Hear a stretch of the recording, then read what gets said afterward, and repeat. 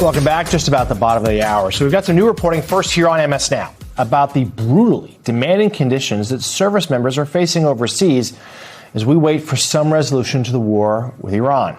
MS Now spoke with a dozen family members and sailors and Marines aboard the USS Abraham Lincoln, who say they're extremely concerned about the morale, safety, and conditions on that ship.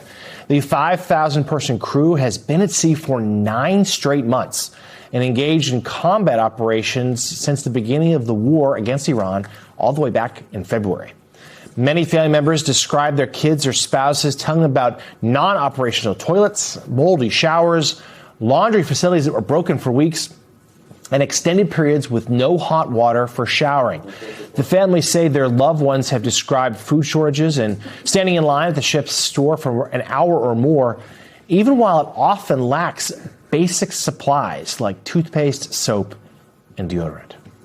Let's bring in MS Now Pentagon reporter Priya Sridhar, who broke that story. Former Acting Army Secretary Patrick Murphy also back with us. Priya, it's a great story. People think about service members, in this case sailors, in a combat zone. They, of course, think about the dangers the enemy may pose. They perhaps think less about just the conditions they have to live with each and every day, sounding, from your reporting, downright miserable and at times maybe even dangerous. Yeah, that's absolutely right. And, you know, the Lincoln just set a record in the Navy for having the most continuous days at sea, with more than 200 days underway. They left San Diego in November. They had a brief stop in Guam in December, and then they didn't stop for a port call again until early July, just briefly in Oman, where most of the sailors were able to get off the ship, but they had to stay in port. And really what the families were telling me is they're very worried about exhaustion here. Most of their family members are working 12 to 14-hour shifts. They're depending on their job. They're not getting any days off. And when you talk about a flight deck on an aircraft carrier, this is one of the most dangerous places in the military. You're having high-speed aircraft taking off and landing. You have munitions, weapons, and bombs being moved around at a very fast pace. And the service members are also being exposed to, you know, really loud noises for a sustained period of time, which can really lead to long-term injuries like hearing loss. So when you're talking about exhaustion, when you're talking about low morale, because now this deployment has been extended for a second time and there's no end in sight, they're worried that those things could lead to accidents that could potentially even be deadly. I want you to take a listen to what some of them told me.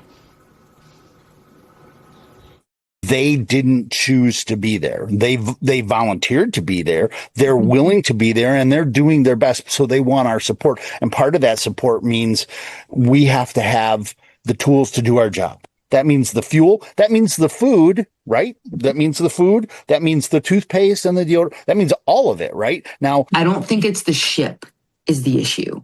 I think it's our president, it's our government that's not helping the morale. I think the ship is doing what they can do with what they're given. But I think our government needs to be doing more for our military that's sitting over there.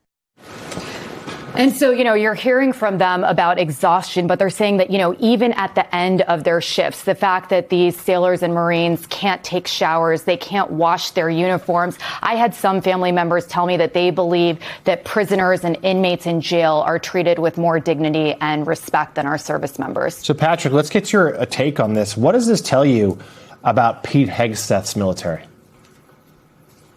Listen, we're stretched pretty thin, and it's not just, I mean, Priya did a great job in his reporting. Jonathan, the one point she made in her article, which I like to highlight, there's over 10,000 shorties off the USS Lincoln. I mean, you know, in the Pentagon, we used to say, amateurs talk strategy, experts talk logistics.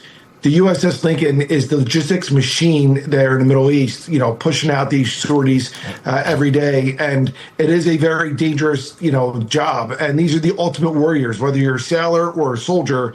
The fact is that you are doing really tough jobs. And so my heart and thoughts and prayers are going out to these sailors and their families. I know they've been extended twice. They're stretched pretty thin right now. And this is not a new boat. The ship launched in the 80s. Priya, talk to us. It was also a conflict with no real end in sight. Like there's, negotiations off and on. Every so often the president, authorizes some sort of strike. They could be there for a long time to come. Yeah, and that's something I heard repeatedly from the families as well, is that, they understand that their loved ones volunteered to be in the military, right? They're not expecting to be on a Carnival cruise here. They don't expect buffets. They don't expect, a hot tub. They understand that the conditions are going to be rough. They signed up to go to war. But I think what's lacking here is any clear strategy. And they said, we're ready to do a mission and complete a mission. But what we're failing to understand is what this mission actually is and when is it going to end. So I think really what they're looking for is some goalposts that, they can keep an eye on and some relief at the end of all of this. We had 3 aircraft carriers simultaneously in the Middle East, which hasn't, you haven't seen a military buildup like that since 2003. And this has been a war that has largely been fought by the Navy. When you think about who's been imposing the naval blockade in the Strait of Hormuz and who's been launching those airstrikes on Iran. And so, they say enough talk about the stockpiles and the depletion of weapons and the $67 billion that Secretary Hegseth has gone to the Hill to ask for. Let's talk about our service members. Priya Sridhar, thank you so much for bringing this reporting to us. Great work. Patrick Murphy, thank you as well. We appreciate you both.